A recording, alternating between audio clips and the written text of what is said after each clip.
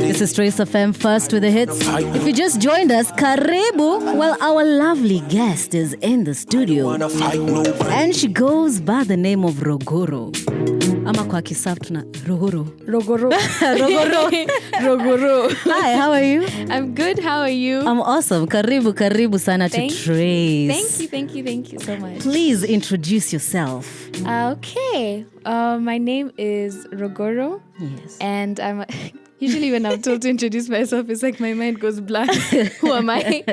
I'm a 21-year-old singer, Kenyan singer. Yeah. And yeah, I love to sing. I love to dance. I love all things music. When did you love music? Like you were like, this is actually the thing I think I'm going to do. Yeah, this is mine, I think. I want that. Yeah. I think probably when I was like around 16, because, I've been singing all of my life. Like, I've been singing ever since I can remember, like from kindergarten to primary, secondary, all of that. I've just been all the way singing. up to right now. Yeah, Christmas concerts, plays, all of that. So I've always loved music. Like when you were a kid, you were there singing during the Christmas. I was there in theater. I was one of those theater kids, acting and singing and in choir. I was probably so annoying. Wait, it was just singing. Amazing. Yeah. But who inspired you? I've been inspired by a lot of people in my life. My biggest inspiration is probably Beyonce. Yeah. Yeah, because that woman's work ethic, her talent. Mm-hmm. I feel like people really like, I don't know. There's something about people and the way they react to Beyonce. Like, she has so many fans, but there's a reason why people love her so much. Yeah. It's because she's worked hard to get to where she is, and that inspires me a lot. So let's say you're kind of like a mini Kenyan Beyonce. Maybe. I don't. Hopefully it won't even be like a mini Kenyan Beyonce, but like a Ruguru, like I'm Ruguru. Yeah.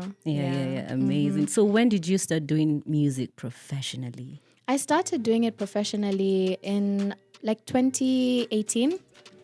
Yeah, 2018. That's when I started. Just 20 Juicy too? Yeah, Juicy. Imagine. Oh, wow. Yeah. Did you start independently? Yes, I did. I started independently. I had found a studio around next to where I lived. And I started going there like daily. I would make songs. I would like literally make a song a day, and they were so bad. But we grew from there. For how long were you independent or working alone? I was independent until 2020, because out of all of the horrible songs I made, there were like 2 good ones. Yeah. So I released a song, I released another single independently, and it got the attention of the label that I'm signed to right now, Taurus Music. And from then on, like we just like hit it off, and I signed like late 2020. How would you say the experience is after being signed? I feel like it's a different experience, because there's some things that I couldn't do when I was independent. There's some things that I wasn't able to provide for myself, like in terms of the business side of music. I hate it so much. Like me, I just want to create. Create. And the whole business side of music, of dealing with managers, dealing with organizers, all of that, I hated it so much. So it's nice that load was taken off of my back. And things like funding, like music videos, studio time, that was also like taking a toll on me, because I was trying to like fund myself. How were you even doing that? Yo, let me tell you, I was making friends. Because you're very young. I can't even imagine how you used to go through that. I would make friends. Like, I would make sure that I'm friends with somebody that has like a studio. I'd be like, hi, so you know me. It's me again. It's me again. Can I just use your studio just for a bit? So in those 2 years you were working alone, what were the biggest challenges you'd say you faced, apart from funding? Apart from funding, I think it was like just getting my music out there. Yeah. It was hard because I barely had any connections. Like, I had connections with artists that were just like me, like just starting out, up and coming. So I didn't have the connections that these guys now have, that they brought to the table.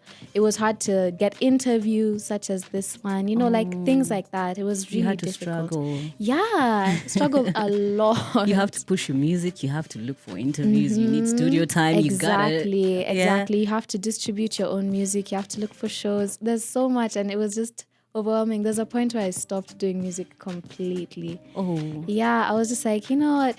Maybe this isn't for me. Maybe this isn't for me. Yeah. Like, I was like, maybe I'll just go to school.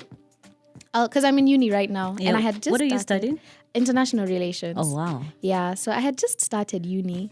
And I was like, maybe I should just stay in uni and get like a real job, in quotes. Were your parents very supportive during your music process and time as a solo artist to right now, or were they like, nah, Ruguru, kashule. I think even then it was kind of up and down because like there are points where I would spend so much time in the studio and obviously they're not seeing the fruits, so they're like, now what are you doing, honestly? Because now at least like with the label and everything, with everything being able to like go smoothly to some extent, they're seeing like the fruits of my labor, so they're like, it's okay, she's working, she's doing her thing, it's okay. So now I feel like as much as they were supportive then, they were worried. I could see that they were a bit worried. They were like, we don't want to say it outright, but Kidogo too. Is she gonna be like 40, living in our house, going to the studio day to night? You know. So you got signed, right? Walk us from there. So after I got signed, I started working with like writers. This is 2020, right? Yeah, 2020. Wait, that's during COVID? During COVID, yeah. Because when COVID started, like when quarantine hit and everything and lockdown and we weren't allowed to leave the house as much, I didn't have much to do. So I kind of like rediscovered my love for music because I would just be at home day in, day out, day in, day out. So I started like playing around with Fruit Loop, this production, you know, like FL. Yeah. I was making beats and everything. I got a mic. I would make my own songs. So you can also produce music. A bit. I stopped once I got signed. I stopped learning. I don't know why. But the pressure was not there anymore. It was not there. Yeah, because I would produce with these two other amazing producers. Yeah. This guy called Bob and this other guy called Cole. So we would produce. We made beautiful songs. Oh. Yeah, and I just rediscovered how much I love music. So every day, like as much as I would be in the house all day, every day, it would be amazing. Yeah. Because I would wake up and just make music. Oh, wow. Yeah. So what music did you first release under Taurus? I first released No Love under Taurus. And that was like my first music video. And it was an amazing experience, honestly. Because it was huge, like cameras everywhere, producers. Were you nervous? Were you like, is this really happening to me? Yeah, but I didn't even have time to be nervous. Like, it was go, go, go, go, go. From the minute we got on set, it was change, makeup, change, shoot, change, na. I didn't even have any time, but it was amazing. Was it one day? It was one specific day? It was one day, like we were shooting from like midday up until around 4 a.m. Okay, since we're talking about No Love, that was your first song. That was my first song. But what was going through your mind while writing the song? Now, you see, when I signed with Taurus, I started working with writers. Yeah. So I'd work with Meryl Page and Mbithi. Ooh. Yeah. Great guy. Great girl, great guy. Yeah. So for No Love, I was working with Meryl Page. Okay. And we wrote the song we had like a week of songwriting. And then the last day we wrote No Love. Yeah. And we had a week of writing love songs, just sappy love songs. I would come to her like, oh, my boyfriend is so nice. I wrote a song about it. Anyway, love. No, wait, your boyfriend is nice. In this Nairobi. No. Let me tell you, character development. Hey! Character premium. Ooh. Premium character development. Let's just say he's an ex now, but anyway. So after writing love songs the whole week, we were just like, why don't we write something that's not related to love, just like vibes, like just having fun, with your mbogi, you're just having a good time, you're dripping, all of that. So we wrote No Love, like just with no direction of love or anything, just a good time. Oh yeah, so it's not a true story or anything. It's just vibes. It's vibes. So you guys wrote like several songs, and you're like, no, you know what? Let's choose this one and it's going to be the first one, and that was it. You went into production. That was it. That was because it was my favorite. Like out of all of the songs, I was like, this song is mad. Like I was like, what? No, it has to be the first song released. So we went into like we said getting the videographer, all of that stuff. We organized everything. Shot the music video, and we released it a few months after. Would you please give us an a cappella of No Love before we go into it? Okay. All right. Okay. Hold up, Ruguru on the spot. Roll up and find me at the top. Slow down, this bang about to drop. Time for takeoff, and you know that I won't stop. After No Love, what was next? After No Love, we released Blessings. Yes. Now, Blessings. Blessings is an amazing song, but it was very different from No Love because it kind of has like a gospel type of feel to it. Yeah. There's no part in the song where it's like it talks about specifically religion or God or any of that. It's kind of just I'm blessed. But the whole vibe is very, very much gospel. It gives very much gospel. What was the time period between No Love and Blessings? Blessings came out probably like around 4 months after No Love. Okay. So just a few months after. And it was okay. Like it was just very different. It was like, hey, Ruguru, what's this? What are you up to here? But how was the reception? The reception was great. It was amazing. Yeah, my grandparents and my aunties and uncles loved it so much. My mom loves it so much till today. Okay, after Blessings, Crazy. Yes. Yeah? Now Crazy. Also a different vibe than Blessings. So are you trying to find your sound? Yeah, it's niche, like, or are you just I just want to do everything? Yeah, it's more like I just want to do everything. Because for me, I'm the type of person, like I don't want to be limited to R&B or Afro or rap or whatever. Yeah. I don't want to be limited. Like if I like something, I will sing on it. Yeah. And I don't care. I will struggle with it until it sounds you do good. It sounds amazing. Yeah. Do you think you're going to find a niche? Because eventually most artists, musicians, they normally start doing different genres. Then after like a decade or half of that, they already have their specific sound. I feel like I will have like a specific sound for maybe a period of time, maybe like a year. I'll be releasing like the same type of sound. Yeah. But I feel like I'll always just change. I'll always change. Like I don't think I can't be limited to one. Don't type show us of your sound. next move, right? Yeah, don't show us your next move. Okay, tell us about Crazy. So now Crazy is Crazy. I love Crazy so much. Yeah. Because when I also wrote it with Meryl Page. Okay. So when I think you guys have some proper chemistry when it comes to writing. Paige understands me. Paige will just be like, how are you feeling? Okay, say less. So when we wrote it was like around that time where I was like, oh, but my boyfriend. Oh, no. Character development. Shout out Bravin. So at the time, the song didn't... I had put myself in that position. I was like, okay, why'd you keep on calling me crazy? Like, obviously the song is about like me, for example, in a relationship where I know that my partner is cheating on me. I know that something is going on behind my back. Yeah. But dude is making me feel like I'm crazy. Yeah. And at the time I had put myself in that position. I sang the song, blah, blah, blah, all of that. But I didn't know that a few months after the song would like speak to me, like I would listen to the song and I'll be like, yeah, it makes sense. Yeah.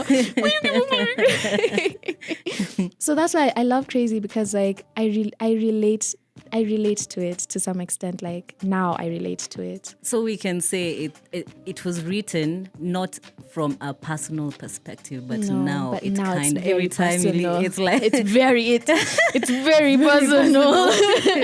I will cry on stage. Please sing for us before we get to the best part of this interview. Just give us an a cappella, then we play it kidogo, guys. Just have a listen to it. Then we get to the best part of this all. Okay. Would you like it if I did the same? Is it a secret? Will it bring me shame? Oh, maybe I can take the blame. And tell me, are you playing games? No.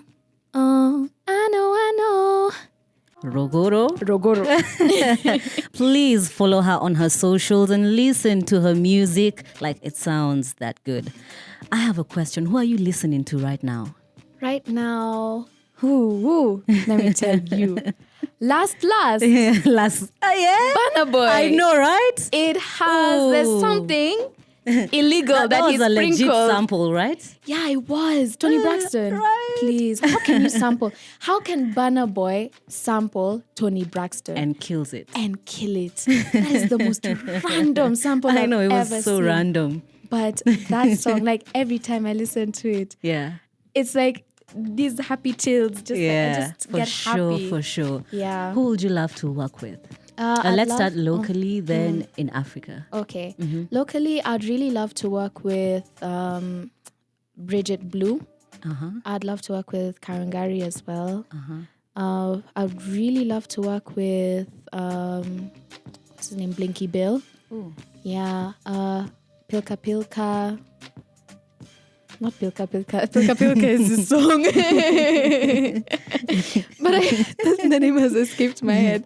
But I love your song. Anyway, who else would I love to? Like Akina Sauti Soul, definitely. Very Soul guys. Yeah, Chris Kaiga as well. Oof. Yeah. I'd love to make a song with Akina Wakadinali, Brooklyn Boys. Ooh. Yeah, like experiment a lot with that. Yeah. You can match the vibe? I'll try. I will struggle, but I will try. You'll have to make it. Yeah. A Beyonce. Yeah. The Ruguru, exactly. The Kenyan Beyonce, but Ruguru. In Africa. Yeah. In Africa, there's a lot of people in Africa. Definitely Burna Boy. Yeah. Definitely Oxlade, Odunsi in Niger. I'd love to work with Tenny. I'd love to work with Thames. I think I can see where we're going. Ira Star. Yeah, and in SA, definitely Kamon Fella, Prince KB, Sun The L. list is endless. Yeah. Okay, I can tell the kind of people you listen to. Yeah. Now, talking about, before we get to Foshizi, which is your latest release, apart from that music which you're pushing, what more should we expect from you, let's say this year? This year, hopefully, you'll get an album. Not even an EP, it's an album now. Oh, wow. At first it was an EP, now it's an album. We've added a bunch of songs to the ones, because last year I was supposed to release the EP. We had a listening party and everything. Yeah. And then Things were just delayed, like delayments. I made more songs. I added more songs to the EP. It became an album. So the EP just became an album. How many tracks do we have? There are around 10, give or take, because we're adding, we're dropping. So there might be more, there might be less. Also, it's not yet like done. No, not completely done. Like it's ready, obviously. Like if I was told release it tomorrow, I'd be like, say less. The songs are done. Yeah. Any features? Yes, there's a feature from Mbithi. There's also a feature, Hey, let me tell you. Kamba Boy. Girl. Kamba Boy. Please give us the dates. That song it's an amapiano song as well. Oh. Yeah, so it's very interesting. Oh. Very, very interesting. Very interesting. Yeah, and then there's also a feature from Kahush. It's also a great song. Kahush got into the studio and he said screaming. Like we were hearing. Wait, I thought man said he's in school. No music. No, I made this before he said that. Okay. I saw my slot and I was like, hold up. Chill a bit. Yeah, so that one was way before like he took this hiatus of his, but yeah. Amazing. So now we have Foshizi. Wait. Do we have a name for the album? It's called Ruguru. Oh, yeah? Yeah. Oh, that's how you, yeah? Yeah. 'cause Just it's my you, first come one. on. It has to be you. Exactly. It's my first album. It's like, this is Ruguru. We are so sorry. Now tell us about Foshizi. Foshizi is actually like the first song I wrote with like the label, with Mbithi. Oh, okay. Yeah. Okay. Not even with Mbithi, like the first song like was Foshizi. So it's pretty old, but it's always been in my heart. I've never forgotten it. Oh. So people usually say like, oh, your journey from no love to Foshizi. Yeah. Like it's the other way around. Foshizi to no love. So why now? Why now? It needed to come. It was the right time. It just needed to come out. It needed to come out. And it's the first track of 2022. Yes, it's the first track of 2022. Okay. Hopefully, no, definitely there are more to come. Okay. Yeah, but it's the first one. It's just a very lovely song because the songs that I released last year, like Blessings was obviously very much me. I'm blessed. Yeah. Crazy was heartbreak. Yeah. No Love was just vibes. Yeah. Foshizi is like, it's love, like just like the purest, just like, you know how like when you're in love, you're just happy. Like people see you the next day, they're like, why are you so happy? Why are you so bouncy? It's because you're in love. Like, oh, I've been seeing this person. Like, you know, like just like the joyness that comes with the gashi, the giddy, yeah. You know, just like the purest form of love, like the goodness that your music comes is very with versatile Yeah. and it sounds amazing. I think that's the best part about the music you make. So Thank how long you. did it take for you to create Foshizi? I know it was a while back. Oh, but it didn't take too long. yeah. Bithi and I wrote it in like an afternoon. We recorded it and then we actually like, it was lost for some time. Yeah. It was lost in the archives, who had what files, who had this. So when we finally got everything together, I was like, guys, before anything, Foshizi must be released. That's it. Yeah. The 2022 starter. Yeah, exactly. Okay, where can we find you online, your music? Where can we buy it? Because time has gone. Yeah. It's okay. You can find me on socials at Ruguru Tanya everywhere. On Instagram, Twitter, and on TikTok, it's ruguru.tanya. Okay. Any new music before the album launches? Yes, most definitely. How many? Probably, let's say 2 to 3 more tracks. So we give you a month for the next one, or how long? A month? Yes. In fact, I'm trying to figure out an acoustic. Like, I just want to get a guitarist and create an acoustic version of one of my songs. Please, when you release it, you're always welcome here. Thank you.